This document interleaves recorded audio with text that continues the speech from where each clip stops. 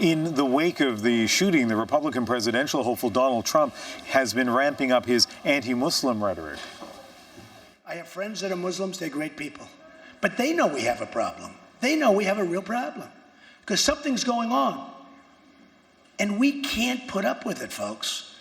Donald J. Trump is calling for a total and complete shutdown of Muslims entering the United States until our country's representatives can figure out what the hell is going on.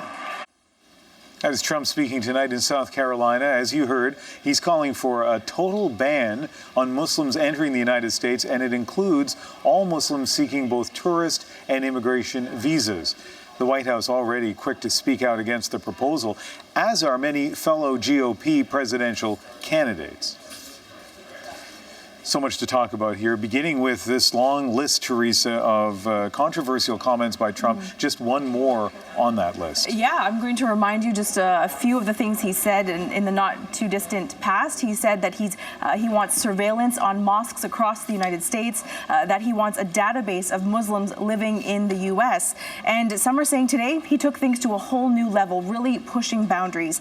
And I want to give you some context. So last night, President Obama delivered an address from the Oval Office in the wake of the San Bernardino attacks. He urged Americans to reject discrimination, to not turn their backs on Muslims.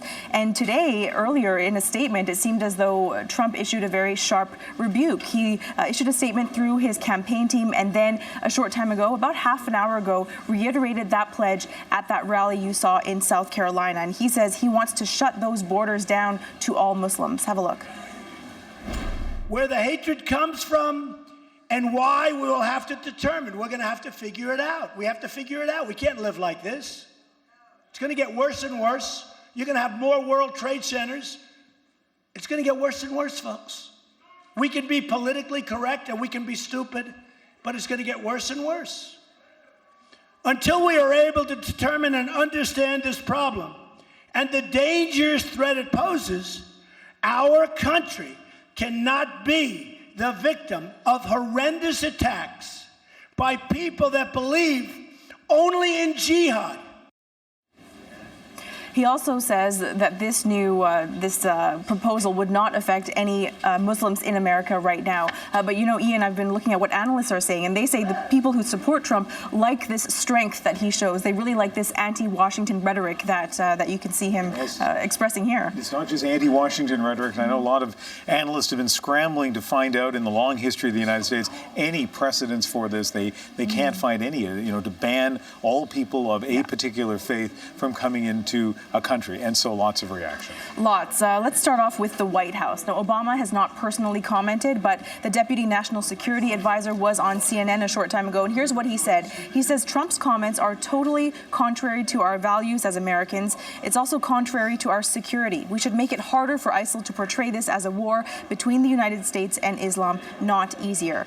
Now, Trump has been the national Republican frontrunner for months, but today, on the day of this proposal, he's actually falling behind in one new poll, falling behind Senator Ted Cruz in Iowa. And here's what Cruz said today. He's really pivoting, he's not focusing on Trump's comments, but really pivoting towards his own campaign platform. Well, that is not my policy. I've introduced legislation in the Senate that would put in place a 3-year moratorium on refugees coming from countries where ISIS or al-Qaeda control a substantial amount of territory. And I want to pull up a tweet here from Republican rival Jeb Bush. He said, Donald Trump is unhinged. His policy proposals are not serious. And one more here, you have New Jersey Governor Chris Christie, who slams this proposal on a radio program today, saying, this is the kind of thing that people say when they have no experience and don't know what they're talking about. We do not need to resort to that type of activity, nor should we. And Ian, this really just the tip of the iceberg in terms of reaction. I will have more in the next edition of the show. All right, Teresa, thank you very much. You're welcome.